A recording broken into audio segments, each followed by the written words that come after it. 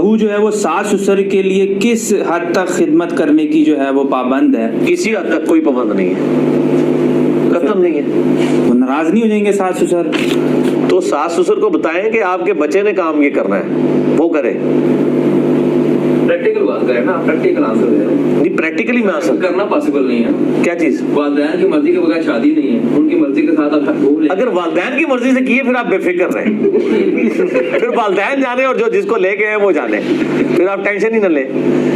ठीक है जी, अस्सलाम वालेकुम। जी मोइन भाई, जज़ाकल्लाह। आप तो खैर माशाल्लाह, मतलब आपने इसको अखलाकियात के दायरे में डाल के मतलब आधी बात को समझ लिया, आधे इख्तलाफ को ऐसे ही ख़त्म कर दिया। अब जैसे अली भाई हमारे यहाँ बयान कर रहे हैं तो वो इस तरीके से बयान कर रहे हैं जैसे कि ये शरीयत का मसला हो। मैंने जो गौर किया है कि हमारे यहाँ अहले हदीस मकतब फ़िक्र के लोग इस बात को बहुत ज़ोर शोर से, मेरे मोहल्ले में इसको बयान किया जाता है कि बहू जो है वो बिल्कुल मुकल्लिफ़ नहीं है सास और ससुर की खिदमत की, वो सिर्फ अपने शौहर की खिदमत की जो है वो मुकल्लिफ़ है।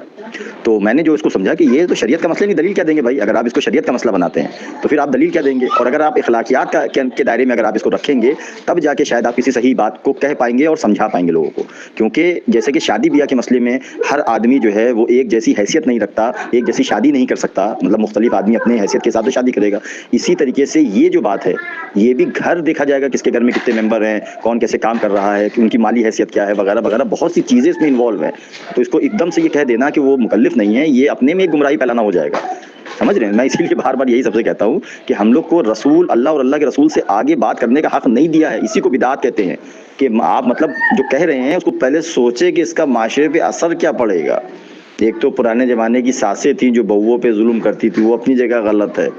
अब इस तबलीग से माशरे में जो बहुएं हैं वो सास ससुर के ऊपर जुल्म कर रही हैं, अपने शौहर तक के ऊपर जुल्म कर रही हैं। समझ रहे हैं? तो मतलब हर घर की अलग कहानी है, इसको एक लफ्ज़ में ऐसे बयान ही नहीं कर सकते जैसे हमारे अली भाई ने कह दिया। और उसके बाद जैसे देखिए सामने वाले ने फ़ौरन जब प्रैक्टिकल बात करिए आप, तो जैसे उसने प्रैक्टिकल बात करने की बात करी तो अपने घोड़े उन्होंने पीछे ले लिए फ़ौरन। तो ये ऐसे नहीं कहा जाएगा, और ये कहना मेरे हिसाब से तो माशरे में फितना क्रिएट करने के बराबर है। या तो आप समझाइए कि शरीयत का मसला है तो आप दलील दीजिए, अल्लाह और अल्लाह के रसूल की दलील दीजिए, उसके बाद आगे बात करिएगा।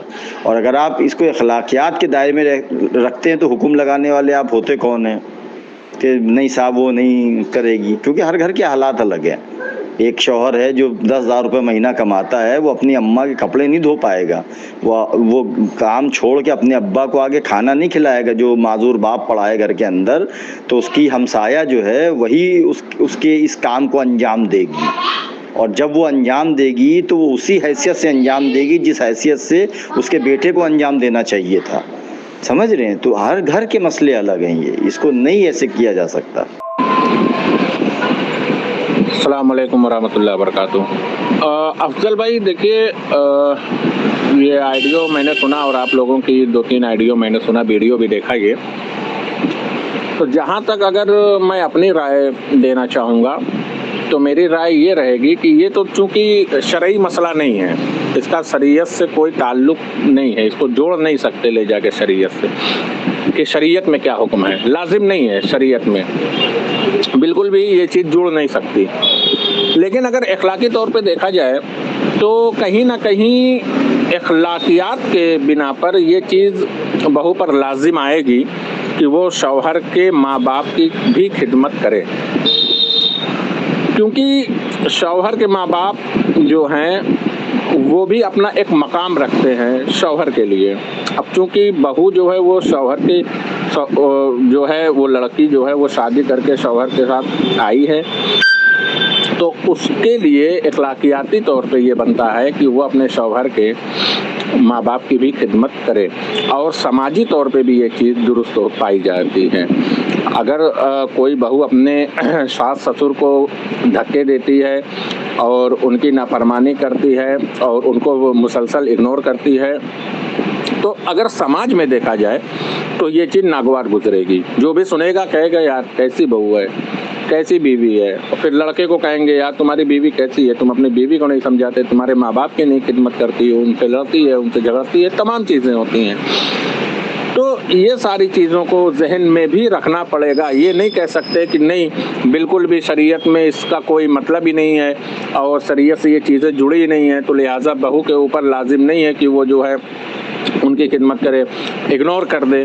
अगर वो मुसलसल इग्नोर करेगी तो घर का माहौल बिगड़ेगा, और इसीलिए जब घर का माहौल बिगड़ेगा तो कई सारी परेशानियां जो है वो बर्पा होंगी, कई सारी परेशानियां वो जो है सामने आएंगी।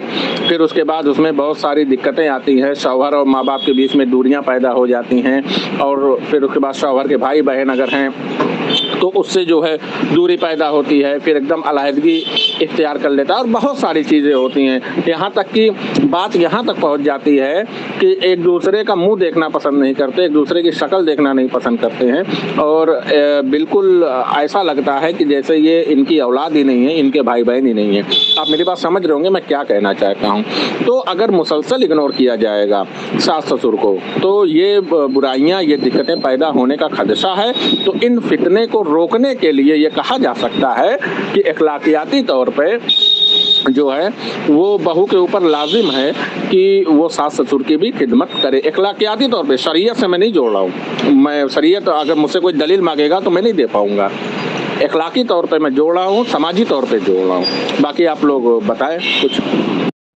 उनके जिम्मा नहीं है ये, तो जब इस तरीके की तबलीग करी जा रही है तो फिर लड़कियां उसी तरीके से रिएक्ट कर रही हैं, और कई घरों में हमारे यहाँ ये बात ऑलरेडी उठ गई है। मैं ये प्रैक्टिकल बता रहा हूँ, मैं ये लेक्चर्सबाजी की बात नहीं कर रहा हूँ कि कौन क्या लेक्चर दे रहा है, मैं आपको बिल्कुल प्रैक्टिकल बात बता रहा हूँ कि हमारे यहाँ जो प्रैक्टिकल हो रहा है। अभी थोड़े दिन पहले बाकायदा इसके ऊपर बहस हुई, ये तो इत्तेफाक से आज मेरे सामने लेक्चर आ गया तो मैंने ग्रुप में डाल दिया।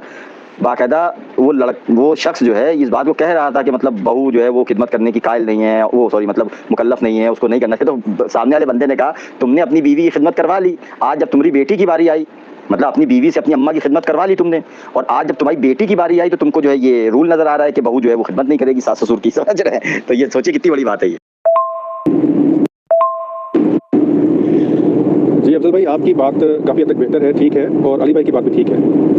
मेरा ख्याल है कि इसको हमें अलग अलग करके देखने की ज़रूरत है। पहली बात ये कि क्या ये शरीयत का मसला है, तो उसका सीधा जवाब है कि शरीयत का मसला नहीं है। कुरान ने औरत पे अपने मर्द के लिए जो एक चीज़ फ़र्ज़ की है वो ये है कि वो उसकी गैर मौजूदगी में अपनी इस्मत की हिफाजत करेगी, इसके अलावा कुछ भी नहीं। इससे बढ़ के देखिए, माँ का जो मसला है बेटे का या बच्चे का, वो किस कदर शदीद है, तो वहाँ पर भी कहा है कि माँ अगर दूध पिलाने के पैसे लेना चाहे तो वो भी ले सकती। तो शरीयत ने बहैसियत बीवी औरत पे और कोई चीज़ फ़र्ज़ नहीं की है, ये एक अलग मसला है। अच्छा, अब ये मसला आता है अखलाकियात का भी, शायद मसला नहीं है, ये मसला है कि आप जिस माशरे में रहते हैं उसकी अखलाकियात क्या है। मसलन मैंने शादी की तो मैंने अपनी बीवी पे कोई चीज़ फ़र्ज़ नहीं की, उसको मैंने ये नहीं कहा कि तुम मेरे लिए खाना भी पकाओगी या सफाई भी करोगी, उसको मैंने हर तरह से अलग इंतजाम करके दिया। तो उसमें आपकी बात अब यहाँ शामिल करते हैं कि हर घर का अलग माहौल होता है, इसीलिए गांधी साहब इस बात को बड़ी बेहतरीन तरीके से यूँ पेश करते हैं कि आप शादी के वक्त ये चीज़ें तय कर लीजिए कि क्या औरत को अलग घर चाहिए, क्या वो आपकी माँ की खिदमत करेगी, नहीं करेगी, क्योंकि हो सकता है शोहर कहे कि तुम्हें करनी पड़ेगी और औरत कहे कि नहीं मैं नहीं करती, तो आप शादी ना करें। तो इसमें कोई भी चीज़ फ़र्ज़ और कोई भी चीज़ किसी का हक नहीं बनता, इसमें आप चीज़ें तय कर सकते हैं। मियाँ चीज़ें तय कर सकता है कि आप मेरे लिए ये काम करेंगी, बीवी चीज़ें तय कर सकती है कि आप मुझे इतना खर्चा देंगे, आप मेरे लिए ये काम करेंगे और मैं आपके लिए काम, ये चीज़ें तय। ये हर शादी जो है, जैसे आपने कहा हर शादी अलग है, तो इसको इस तरह देखना चाहिए कि शरीयत ने कोई भी चीज़ फ़र्ज़ नहीं की है। औरत अगर कोई चीज़ खास चाहती है, अलग घर चाहती है, मखसूस खर्चा चाहती है, मखसूस माहौल चाहती है, उसको ये हक है शादी से पहले बयान करें, और यही बात मर्द की तरफ से भी वो भी इस बात को बयान करे कि मैं तुमसे क्या एक्सपेक्ट करता हूँ। तो शादी के बाद बहुत सारी चीज़ों को लाज़िम मलज़ूम करने की कोशिश में बेशुमार तलाक़ें होती हैं हमारे, मतलब बेशुमार मिसालें सामने हैं कि शादी के बाद खातून ने कहा मुझे तो अलग घर चाहिए, तो मियाँ ने कहा तुम मुझे पहले बताती, मैं तो इस काबिल नहीं हूँ। तो लिहाजा ये फ़र्ज़ और हकूक़ का मसला नहीं है, ये जिस माशरे में आप रहते हैं उसकी अखलाकियात का मसला है। तो ये चीज़ें आप तय कर सकते हैं, इस पर कोई भी चीज़ ना किसी दीन ने फ़र्ज़ की है ना किसी खुदा ने फ़र्ज़ की है, तो गालिबन शायद ही बेहतर सूरत होगी। हाँ जी, ये भी आपकी बात सही है कि इस तरह बयान करने से लोगों को गलतफहमी हो जाती है। बयान यूँ करना चाहिए कि ना कोई चीज़ फ़र्ज़ की गई है, ना कोई किसी का हक है। अगर कोई शख्स बीवी हो या शोहर हो, उसको इख्तियार है, वो चाहता है कि वो एक खास तरीके से ज़िंदगी गुजारे, तो शादी से पहले अपनी शराइत रख सकता है और मनवा भी सकता है। तो शादी के बाद किसी को इस तरह की बातें मनवाना, चाहे वो बीवी हो या चाहे शोहर हो, वो फिर ठीक नहीं होता। शादी से पहले बयान कर देना चाहिए। हमारे यहाँ मसला ये होता है कि हमारे यहाँ ना औरतें तो ज़ुबान ज़्यादा खोलती नहीं है शादी से पहले, ना ये चीज़ें तय की जाती हैं, तो शादी के बाद मसाइल पैदा होना शुरू हो जाते हैं। तो शादी से पहले ये चीज़ें तय कर लेनी चाहिए कि मैं आपसे क्या एक्सपेक्ट करता हूँ या करती हूँ, और वाइस वर्सा दूसरी तरफ से भी हो जाए, तो फिर आगे जाके मैं थोड़ा मुश्किलात का सामना नहीं होता।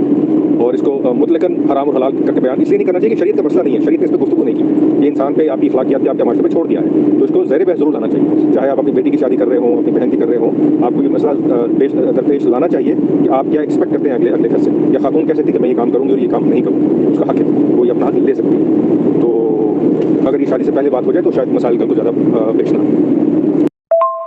जी अस्सलाम वालेकुम अकबर भाई माशाल्लाह बहुत अच्छी बात कही आपने कि सबसे इसमें अहम बात जो आपने कही जो मुझे बहुत ज़्यादा पसंद आई कि हर माशरे की अलग अलग अखलाकियात हैं, मतलब उनका रहन सहन अलग है, उनका खाने पीने का तौर तरीका अलग है, उठने बैठने का तौर तरीका अलग है।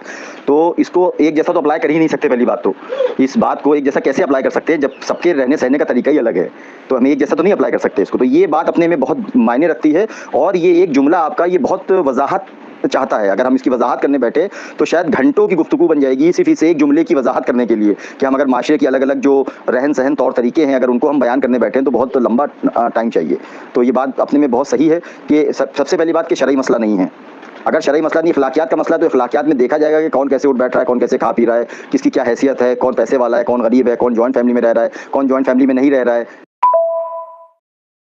अगर मान लीजिए कि एक शौहर और एक बीवी ये दो लोग रह रहे हैं, उनके दो छोटे छोटे से बच्चे हैं, तो मैं तो कहता हूँ कि मियाँ को के ऊपर भी फर्ज बन जाता है कि वो बीवी का घर के कामों काज में हेल्प करे कि सारा काम हो गया कि नहीं साहब तुम ही करोगी। और अगर मान लीजिए शौहर की कमाई इतनी नहीं है कि उससे घर चल पा रहा है और बीवी के अंदर कोई ऐसा हुनर है कि जिससे वो घर के खर्चे के अंदर जो है वो ताउन कर सकती है, तो फिर उसका भी फर्ज बन जाता है कि घर को सही चलाने के लिए वो भी वो काम करे, है ना। तो अब यहाँ पे कुरान की आयत पेश करे आदमी के नहीं साहब आदमी ही मतलब सरबराह है और उसी का जिम्मेदारी है कि वही कमा के ला के देगा तभी खाएंगे। तो ये सारी बातें देखिए कितनी वजाहत तलब हो जाती हैं। तो बहुत आप लोगों की बातों से मुझे बहुत अच्छा लगा माशाल्लाह, आप सबने बहुत अच्छा जवाब दिया, जज़ाकल्लाह खैर। जी अफजल भाई आपकी बात बिल्कुल ठीक है। सिर्फ मैं अगेन गुजारिश करूँगा फ़र्ज़ हम नहीं करार दे सकते किसी भी चीज़ को, क्योंकि मियाँ और बीवी जो हैं हालात के मुताबिक जाहिर बात है अगर अच्छे साथी हैं अब ये फैसला उनको करना है कि वो क्या करते हैं और क्या नहीं करते हैं। जो ज़रूरी चीज़ है वो बस इतनी सी है कि शादी से पहले आपको ये मामला तय कर लेने चाहिए। मेरी किसी जब खातून की शादी होती है, भांजी हो, बहन हो, बेटी हो, तो मैं लोगों का तो भाई ये मामला था इनको पहले डिस्कस कर लें आप, तो बस ये ज़रूरी चीज़ है। बाकी अंडरस्टैंडिंग जहाँ पे हो जाए वहाँ पे कुछ लोग काम करते भी हैं, कुछ काम नहीं भी करते, तो इतना ही कहना बस मुनासिब है कि इस्लाम ने इस पर गुफ्तगू नहीं की, ये आप पे छोड़ दिया है कि अब आप क्या तय करते हैं और क्या तय नहीं करते। लेकिन आपकी माशाल्लाह बाकी जो जितनी भी बातें सब ठीक है। मोइन भाई इसका सोल्यूशन ऑलरेडी देखिए मैंने ऊपर लिख के जवाब दिया है आपके अकबर भाई को कि हर घर का मामला अलग है तो रूल तो आप बना नहीं सकते, पहली बात यही है। अब जब हर घर के अंदर दीन कहाँ मुदाखलत करता है ये देखना ज़रूरी है। दीन ज़रूरी है ना मुदाखलत करना कि अगर मान लीजिए कि कोई आदमी एक लड़की को ब्याह के ले गया और घर में पहले से 3 नंदे मौजूद हैं, मतलब एक भाई की 3 बहनें मौजूद हैं और लड़की को ब्याह के ले गया वो, अब उसको नौकरानी समझा जा रहा है कि मतलब झाड़ू पोछा और हेन तेन खाना पकाना और सास की खिदमत करना सारा जिम्मा अब जो है सास बहू का हो गया। तो ये नाइंसाफ़ी की बात है। अगर घर के अंदर काम है तो बराबर से नंदे भी करेंगी और क्या कहते हैं बहू भी करेगी। अब अगर कोई सास ये चाहे कि उसकी जो है जो बेटियाँ हैं वो काम ना करें और बहू सारा काम करे तो ये सास की तरफ से ज़्यादती कहलाएगी बहू को लेके, और नंदों की तरफ से ज़्यादती कराई कि उसको जो है वो नौकर बना दिया। भाई इस काम के लिए उसको नहीं अपॉइंट किया गया था, इस काम के लिए वो नहीं लाई गई थी, लेकिन इखलाकन अपने शौहर की खिदमत करने के लिए या शौहर के मोहब्बत के तकाजे के लिए या अपने घर के निज़ाम को बरकरार रखने के लिए अगर वो घर के काम काज कर रही है तो उसको नौकर ना समझा जाए। ठीक है, तो यहाँ पे क्या है कि सास को भी इंसाफ से काम लेना है कि भाई अगर बहू से काम ले रही है तो बेटी से भी काम ले लो, 2 काम अगर आप अपनी बहू से करा रही हैं तो 2 काम अपनी बेटी से भी करा लें। तो मोइन भाई यहाँ पे इस हद तक के जाता हूँ कि अगर मान लीजिए कि ना नंद है ना सास है ना कोई रिश्तेदार है और अगर घर के काम में वो अकेली औरत वो नहीं संभाल पा रही है तो शौहर को भी बर्तन मांजने पड़ेंगे, शौहर को भी झाड़ू देनी पड़ेगी। अकबर भाई देते हैं झाड़ू, पूछ लीजिए आप उनसे, कभी ज़रूरत लगती है तो उनको झाड़ू लगानी पड़ती है घर के अंदर, समझ रहे। तो मैं तो इस हद तक के जाता हूँ, खाना भी पकाना पड़ेगा। और मैंने तो देखिए यहाँ तक के कहा है कि अगर कमाई में मर्द की कमाई से पूरा नहीं पड़ रहा है तो फिर औरत अगर हुनर रखती है, देखिए वहाँ पे हुनर की भी बात है ना, कमाना तो एक हुनर है, अगर औरत एक हुनर रखती है तो वो उस हुनर के ज़रिए मतलब फाइनेंशियली भी मदद करेगी। इसका दीन से कोई लेना देना नहीं है। तो मतलब एक घर जो है वो तय करेगा कि उसको ज़िंदगी कैसे गुजारनी है। दीन कहाँ मुदाखलत कर रहा है? दीन सिर्फ वही मुदाखलत करेगा कि कहीं किसी के साथ नाइंसाफ़ी नहीं होनी चाहिए, औरत अगर काम कर रही है बेहयाई नहीं होनी चाहिए, वादा खिलाफ़ी नहीं होनी चाहिए, अपने शौहर के साथ ईमानदार रहे वो, और मर्द भी अपनी औरत के साथ ईमानदार रहे। जो दीन की बातें वो ये है, और इतनी सादा इतनी सिंपल कि कोई माइकल इस पर दलील मांगने के लिए भी तैयार नहीं है। मतलब दलील की भी ज़रूरत नहीं, जो अल्लाह का जो दीन है वो अल्लाह का शुक्र है इतना वाज़ेह है कि उस पर दलील की भी ज़रूरत नहीं है। भाई एक सास जो है अपनी बहू और अपनी बेटी में अदल और इंसाफ करेगी। अगर वो बहू से 2 काम करा रही है और उसकी बेटी भी घर के अंदर मौजूद है तो बेटी से भी 2 काम कराएगी। ये नहीं कि मेरी बेटी बैठ जाए और मेरी बहू जो है दिन भर रगड़ा लगाती फिरे, ऐसा नहीं हो सकता। उसको इंसाफ करना पड़ेगा। अगर उसके ज़िम्मे कोई काम है तो वो भी उसको करना पड़ेगा। इसी तरीके से शौहर जो है वो ये देखेगा कि अगर मैं अपनी बीवी के हुकूक पूरे कर रहा हूँ तो अगर बहन के कोई हुकूक उसके ऊपर आयद होते हैं तो वो भी उसको पूरा करेगा। तो ये देखिए ये इतनी सादा बातें हैं कि हर आदमी वो जानता है कि इसको कैसे करना है। और जब वो इसकी खिलाफ वर्जी करता है कि बीवी के हुकूक वालदा को दे दिए पैसे कौड़ी के मामले में, या बहन को दे दिए पैसे कौड़ी के मामले में, या जायदाद के मामले में, या अगर मान लीजिए दोनों में झगड़ा हो गया तो सिर्फ बहन की तरफ से बोल रहा है, बीवी की तरफ से नहीं बोल रहा है, या बीवी की तरफ से बोल रहा है बहन की तरफ से नहीं बोल रहा है, तो फिर वो नाइंसाफ़ी के ऊपर पाया जाएगा। तो ये सारी चीज़ों का ख्याल रखना इंसान को पता है, और उसको जो है क्या कहते हैं, इसके ऊपर दलील देने की भी ज़रूरत नहीं है। अस्सलाम वालेकुम वरहमतुल्लाहि वबरकातुहू। जी अफजल भाई, ये बहुत ही बेहतरीन और इसको 100% का मैं स्कोर दे सकता हूँ कि आपने जो ये बात कही है ये 100% सही है। 100%, इसमें 1% की भी जो है गुंजाइश नहीं है गलत कहने की। मैं तो इतना जानता हूँ मोइन भाई कि हम आम आदमी जो हैं, हमारा हिसाब किताब अल्लाह किस बिना पे लेगा। हम देखिए, हम फसाद नहीं कर रहे हैं माशरे के अंदर, हम क्या कहते हैं, लोगों को दीन के नाम पे बरगला नहीं रहे हैं, या हम कत्ले आम नहीं करवा रहे हैं, या हम मतलब रोज़ जाके कत्ल वगैरह नहीं कर रहे हैं। तो हम एक आम आदमी की हैसियत से हमारा हिसाब मैदान महशर में किन बेसिस पे होगा? इन्हीं बेसिस पे तो होगा ना कि मैंने अपनी वालदा के साथ कैसा व्यवहार किया, अपने वालिद के साथ कैसा व्यवहार किया, अपनी बीवी के हुकूक पूरे किए कि नहीं किए, मैंने बीवी और वालदा में अगर झगड़ा हो गया तो मैंने अदल और इंसाफ से काम लिया कि नहीं लिया, कारोबार करने में मैंने जो है ईमानदारी बरती कि नहीं बरती, झूठ पे मबनी कारोबार पैसा कमा के तो घर नहीं लेकर आ रहा हूँ, है ना, क्या कहते हैं, बदनिगाही तो माशरे में मैं नहीं कर रहा हूँ, या अपने दोस्तों के घर जा रहा हूँ तो मैं बदनिगाही नहीं कर रहा हूँ, मुनाफिकत नहीं दिखा रहा हूँ कि मतलब किसी घर गए तो वहाँ पे उनकी बहू बेटियों को जो है गंदी निगाहों से देखना। तो यही सारी चीज़ें तो है ना। अब देखिए, इस पर दलील की कहाँ ज़रूरत है? जितनी बातें मैंने आपसे कही, इस पर आप कहेंगे कि दिखाओ कुरान में कहाँ लिखा है, दिखाओ हदीस में कहाँ लिखा है, नहीं कहेंगे ना, क्योंकि हर आदमी जानता है इसको।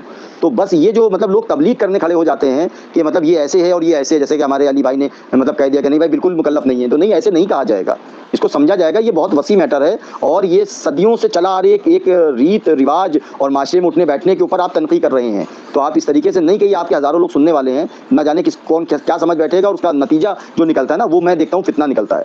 हमारी तबलीग से अगर फितना फैल रहा है तो फिर सूरह बकरा आयत नंबर 11 की जद में आ जाते हैं कि वो कहते हैं हम इस्लाह करने वाले हैं, लेकिन दरअसल वो फसाद फैलाने वाले हैं। दूसरे जी भाई, इसीलिए ये असूल याद रखिए कि जहाँ कहीं इंसानों की बहैसियत इंफरादी या माशरों की बहैसियत मजमूई तरबियत मकसूद हो या तरबियत का सवाल हो, वहाँ दीन कभी भी कानून साजी नहीं करेगा, वो आपको ताकीद करेगा या मामला आप पे छोड़ देगा। तो जाहिर सी बात है, अगर बच्चों को नहीं पता तो ये किसका फ़र्ज़ है? जब बच्चे पैदा होते हैं तो उनकी तरबियत कौन करता है? वालिदैन करते हैं। तो इस सबसे ज़रूरी मौके पर वालिदैन को आगे बढ़ के बच्चों को गाइड करना चाहिए, तरबियत देनी चाहिए।